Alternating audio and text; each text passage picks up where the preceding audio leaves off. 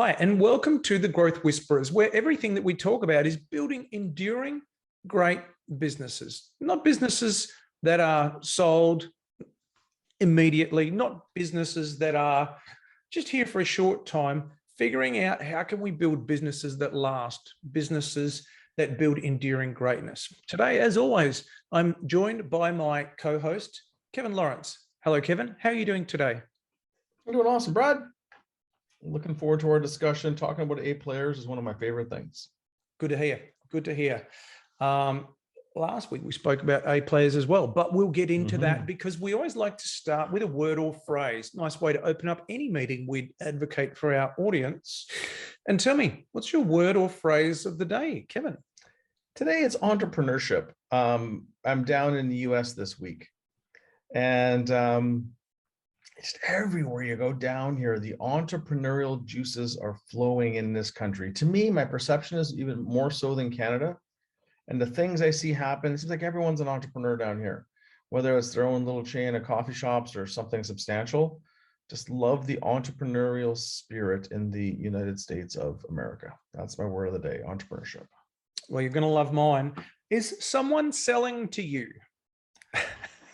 And that was, I thought about that before, not on the spot. So if you're in a meeting, maybe, or if you're dealing with anyone, maybe just stop, pause, think a moment. Is someone selling to you? Is this person trying to get you to buy something? Not that there's anything wrong with that. It's what makes the world go round. But, you know, a tiger is going to act like a tiger. You should not expect a salesperson to be doing and acting in a way that encourages you to buy, and just being conscious of the moment. So if ever there was a stitch up between our two words of the day, it's entrepreneurialism and is someone selling? Good stuff. Good stuff. So today we're talking about the 4 different types of A players. I didn't know that there was, well, I did because we planned it, but some people might know that there isn't 4 different types of A players, because last week we spoke about A players and the cost of not having A players in your team. But within the A players, there are 4 different types that you've got to know and understand as you apply it to your team.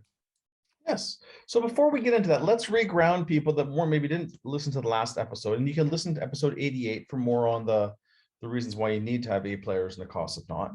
But when we define an A player, that is someone who is an A level fit on your culture and an A level fit in terms or gets A level results consistently. So if you think of, A player being the top 90%. So just like an A is, in the US, an A is 90% and higher as a grade.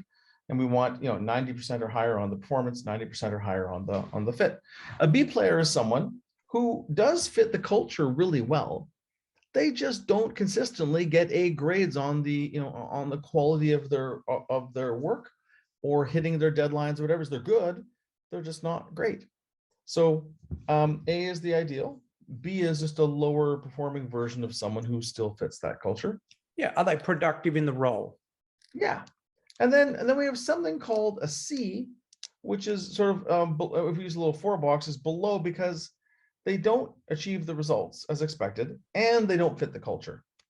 And then we got this real special one called a toxic A that definitely gets awesome results, but they don't fit the culture, and hence their toxicity because they're off culture and they create a lot of stress or drama in the organization because they operate under a different belief system or a different behavior system, and it's challenging for their coworkers. Most of the people in the organization probably wouldn't want to sit next to a toxic A, and they probably wouldn't want to go to a meeting with a toxic A. Unless they wanted to watch a little bit of entertainment and see what the toxic A is going to do or say today. So the root of it is that A players are high performers who fit the culture, and you love, love, love, love working with them. But within that A category, there's different types, and there's misperceptions because some people think an A player is someone who is super motivated and promotable and wants to rise up through the ranks and eventually be the CEO. And that's a misconception that we'll deal with in a minute. So the 4 types, and really there's 3 types plus one kicker. And the kicker is that toxic one. So we can deal with that one right away. That toxic A is the high performing jerk, or at least jerk in your company because they're off culture. And I'll give an example of one who wasn't so much a jerk, but it was a very nice woman in a company that I worked with, and she was a toxic A.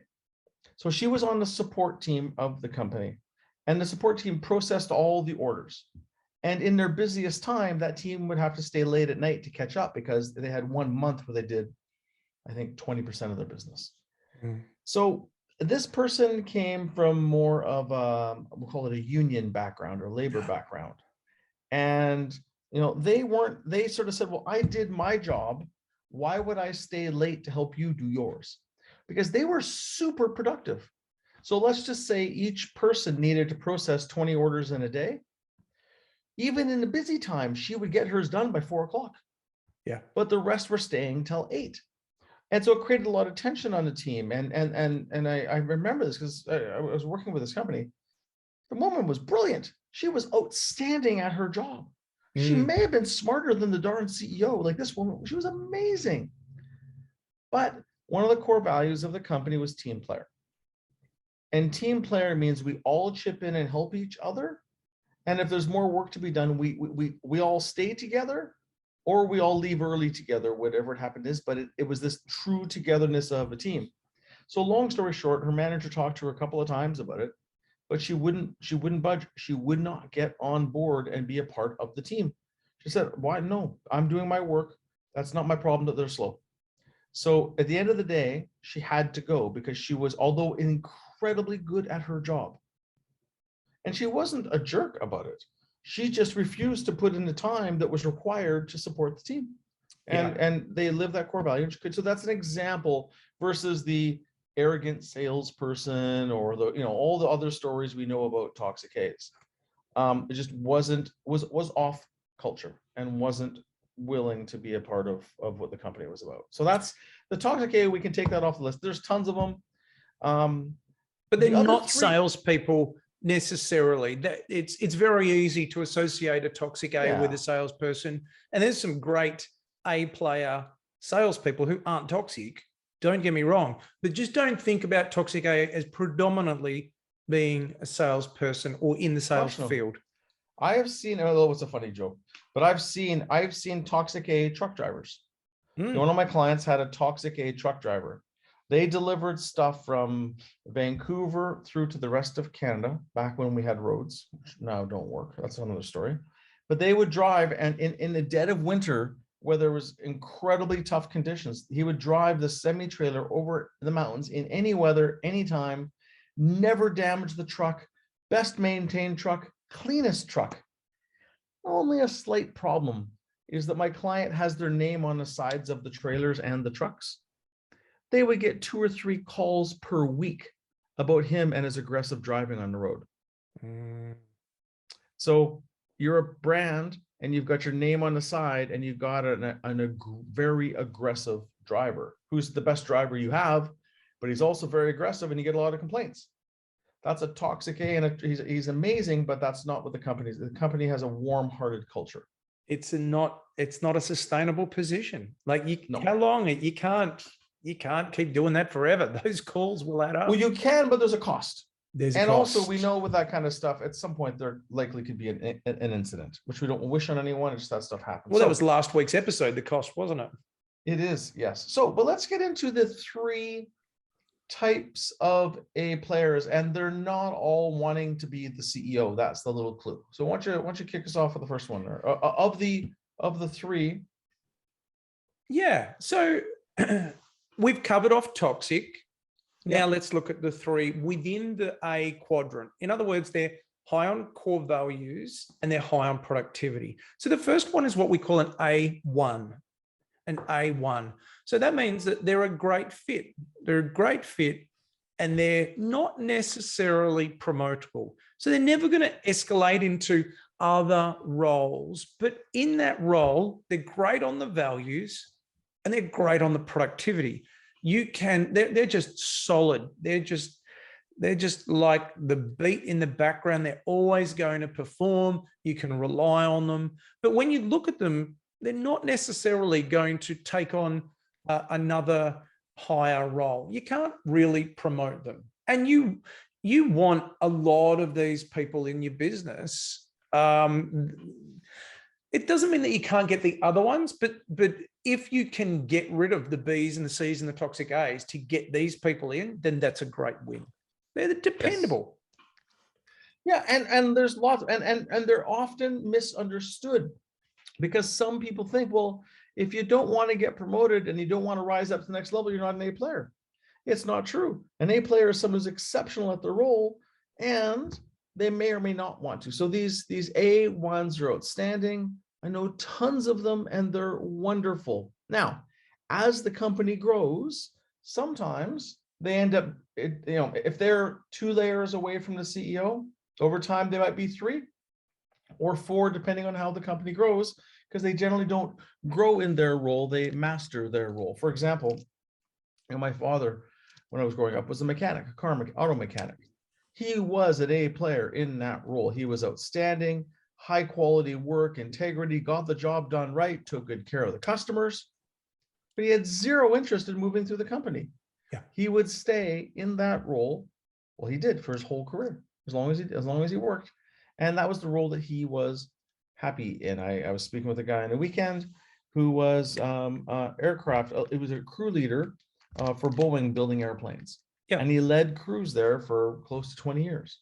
And he stayed leading the crews for 20 years. His role didn't change a whole bunch. He just helped to build a lot of airplanes, and he was happy and they were happy. So outstanding, nothing wrong with them. Only thing you got to watch with these people is to make sure their skills stay relevant enough for the role, because they're not as ambitious. You got to make sure they continue to grow enough just to stay in that A spot. Awesome. So do you want to take us on to number 2? What is the second type of A player? So A2 is someone who can move up a level. Maybe it's 2, but generally they can move up a bit. They're not going to go from being, a supervisor to the CEO necessarily, but they can definitely move up a level. And that's the kind of category that we put them in.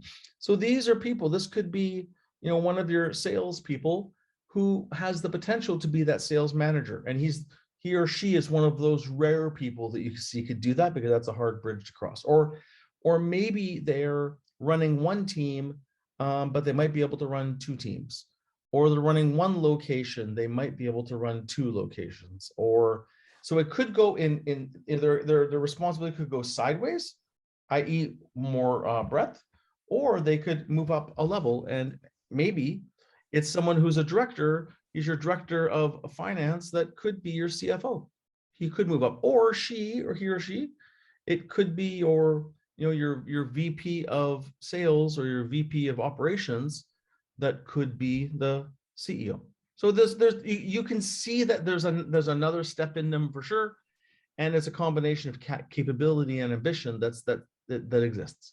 And not necessarily today, not even perhaps in the next few months or even year, but you can clearly see that if I can invest in this person has the capability to lead a team or to lead a team of teams or whatever it might be. We can push them 1 level up confidently. And yes. So an A is a great fit. An A1 is a great fit, but they're not necessarily promotable. But then an A2 is promotable, perhaps 1 level.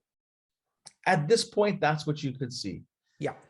And then there's these ones called A3s, and this would be the kinds of people that you and I would have been throughout our careers, because we're super motivated and driven and willing to really push ahead and do that work for whatever positive or negative reason.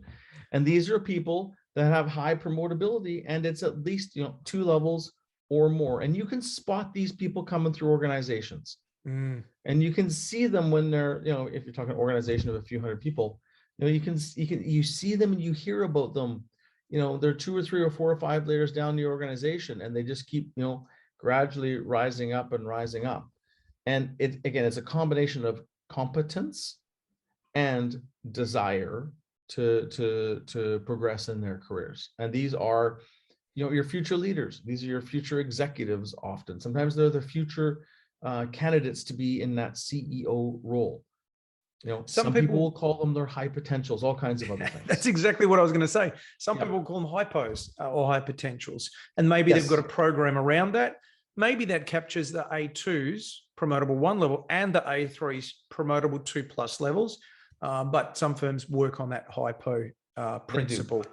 There's a special flag I want to call out on these ones, though. We have to be careful, because sometimes these people are really keen to grow and they're demonstrating all the right things, but we can have a tendency sometimes to over promote them. And over promotion is a challenge, because you see this person who's gone from an A player, B or B-, because we promote, and sometimes it works. Sometimes you promote people and they grow into it, and sometimes it doesn't. That's why we deeply scrutinize promotions before we do them, to make sure that people are ready. And we'll talk about that a little bit more when we talk about how do you assess where they're at. That's in our next section here. And these ones we can get ourselves in trouble. Go ahead, Brad. Let's remember that an A player is in the top 10% of candidates at the pay rate that you offer. So these people aren't getting paid any more than their co-workers, who could be Bs or Cs or even toxic As. There is a defined role. You could be paying $85,000 for a role, as an example. These people will be getting paid the same amount as their co-workers. Yes. That's a really important. We're not saying you need to pay a lot more. We're saying within the cohort of people at that pay rate, these people are in the top 10%. And then within that top 10% are these 3 sections that we've identified. They're a great fit, but not promotable. They're promotable 1 level, and then they're promotable 2+ levels. Yeah. And so just to clarify, by the way, that's top 10% of the people outside of your company. Yep. You ideally want way more than 10% in this particular. In the market. In the market, yes, in this category. So these highly promotable people, these are the people that you want to invest in and help them grow. But just sometimes we're so enamored with them, is that we over promote them, and then we create a problem. And it's very, very hard for all of our egos, us, myself and yourself included, Brad, is that when you get up into that higher level, to then go from being the VP to being the director, or from being the manager back to being a technician, whatever it happens to be. And that would go into our next piece of how do we assess where they're at. It relates into promotions as well. And that's, the best technique ever to, 1, see where they stand, and also to see if they're the promotable type, that they're ready for the next role, is give them some projects that are consistent with the next role and see how they do. So I'll give you an example. We were working on succession for a CEO. I was working with a group in the Middle East. And we had 2 candidates that were currently had the potential to be the backup plan and succession plan for the CEO. We had conversations about it. The CEO, we talked about it. The chairman talked about it. And as a result, we went and gave some additional projects with the CEO. I did a little bit of coaching with them, minor, just helping them to set out their goals of what they were going to do, including feedback from the CEO, their boss. Gave them both projects to help with their growth towards that CEO role, knowing it could be 5 or 10 years in the future, but we were still just, laying groundwork for them to get there. And then after a couple of quarters, it was really clear there was only one contender. And you never know who it's going to be, but they were both given opportunities to grow in their respective roles. One went click, click, click, and just rose up, moved up, 2 or 3 notches in their role in 9 months. Yep. The other one actually didn't move a bit. And there was one key thing that other executive needed to do. He just couldn't make it happen, which is okay. He was thriving in his role. Yeah. But we knew for sure at that moment there was only one contender. Yeah, for sure. And so at every quarterly and annual offset that we facilitate and hopefully people participate in, one of the outcomes of that is what are the top 3 to 5 priorities or OKRs for each individual in the next 90 days. Yep. And so that is really what you're alluding to, I think, is that give them help them to take on projects within that arena that are going to challenge them or give them a taste of the next level, see how they perform. And that in a non-overt way gives you the opportunity to really try before you buy. Yes. So if you've got an executive, for example, that is, you're not sure they're going to do really well at dealing with a lot of conflict when it comes to dealing with your vendors, right? There might be negotiations or conflict.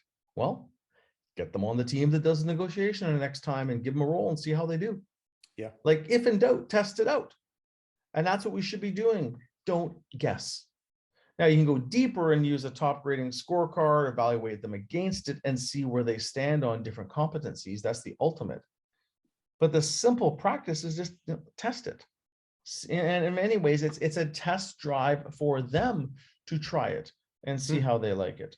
Because a lot of people are motivated and want the big title or the big job, but many people aren't suited for the work. So sometimes we can evaluate that. Sometimes we just got to give them a chance to show us and or themselves and see how they like it. For example, we have one executive we're working with it. The dealing with conflict is something that we haven't seen a good enough strength on that. The person still thinks they can do it. It's not likely, but we're going to put them in situations that have high conflict and get them to resolve it and see how they do at resolving it. And then see how they enjoy having that being 20% of their job. Yeah, I've got another similar situation where there's a leadership team member and we really need this leadership team member to step up to the next level, but this individual has problems delegating. So they're taking it all on and they haven't been able to hire below them to give them the bandwidth. And so, yeah, we're in a bit of a quandary now. It's like, has this person reached their ceiling? And if they have, then we need to deal with it. But we're working on the priorities or the projects that we're giving them to see, is it a structural issue? Is it an issue where they can't find the time because of some other reason? We're giving them every benefit of the doubt, but we're trying to figure out what's really going on here. Yeah, and you unpack all the variables. That when I told you about the two executives in the Middle East, and one of them was a delegation project. Yeah, is to hand over this part of your role to someone else so that you can move and focus on this other part. And they weren't. That is an example. So, real world examples to get them to try it and see, get them to try before they buy. Yeah, before you promote them. Exactly. Awesome. Okay. So let's summarize these. I'll do the first couple of breaths. The main thing we're talking about is the 4 types of A players, right? The first one's a toxic A. That's the high performing jerk that is challenging because they're off culture. And although they do great results, they create a lot of drama. Those aren't ones we want to keep around. Those are ones we need to deal with. We need to give them a chance to step up and fit the culture, but usually they don't and they won't. But you still got to try. And if not, help them find a new home somewhere else where they can be a better fit. Yeah. And so the A2 can move up one level. The A2, they're promotable. You can look at them in a role and you think, yeah, I could definitely see them at the next level. Not today, but I can see kind of a bit of a path to get them there, but probably not too much further than that. At least in the foreseeable future, I can't really see that. Whereas the 4th type, the A3, you can see they're just blazing a trail and a trail of success. They are taking something on, they're executing it amazing. And you can see if they took on the next level, they would nail that. And you can just see they can just keep on stacking on those wins. Now, these people are a little bit like a horse with a horn, as I say to my daughter, which she calls a unicorn. But they're not that rare, but they really are quite rare. But knowing that you've got one is really, it's good to know, and it's good to be able to tailor the work set to them. Yeah, good. And the development. And we skipped over the A1, and the A1 is a great fit for the job as is. They don't want to, or they're not capable of being promoted to the next level, but they could be excellent at that job for the next decade or two. And the key thing we wrapped up with is you just want to test them to calibrate to see which category they're in. Whether they say they want to grow, whether they say they want to move up or not, you can give them projects and see how they handle it, because they might not know until they actually do it themselves. Yeah. Awesome. What a good. Well, this has been the Growth Whisperers. Thanks for listening. Brad and I both have newsletters, which you can find on our websites, which we'll tell you about in a minute.